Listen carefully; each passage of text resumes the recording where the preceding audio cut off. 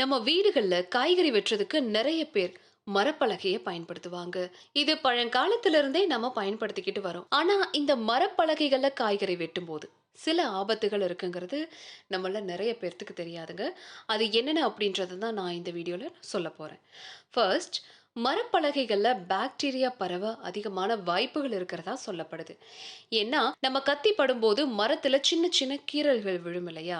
அந்த கீறல்களுக்குள்ள காய்கறி துண்டுகளோ நீர்ச்சத்தோ போய் சிக்கிக்கும்.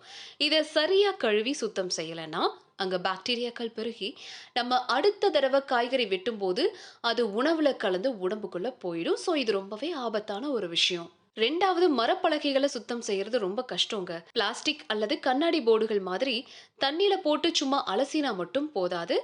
மரத்துல தண்ணி ஊறி அது பாக்டீரியா வளர்ச்சிக்கு இன்னும் சாதகமா இருக்கும்.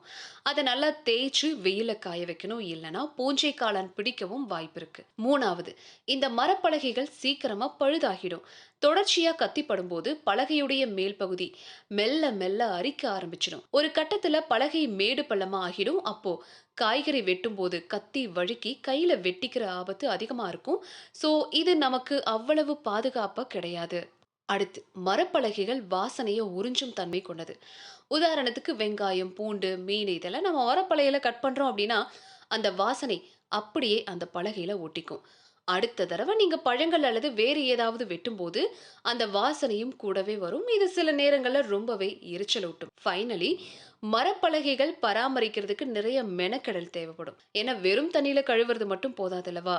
ஸோ அடிக்கடி எண்ணெய் தேய்க்கணும், வெயில காய வைக்கணும், சுத்தமான துணியால துடைக்கணும்னு நிறைய வேலை இருக்கும். இதெல்லாம் சரியா செய்யலைன்னா பலகை சீக்கிரமா கெட்டு போயிடும். ஸோ மரப்பலகைகள் யூஸ் பண்றதுக்கு வேணா ரொம்ப சுலபமா இருக்கலாம். ஆனா அதுல ஒளிஞ்சிருக்கிற ஆபத்துகளையும் நம்ம கொஞ்சம் புரிஞ்சுக்கணும். ஆரோக்கியமான சமையலுக்கு சுத்தமான அல்லது பாதுகாப்பான வெட்டும் பலகை யூஸ் பண்றது ரொம்ப முக்கியங்க.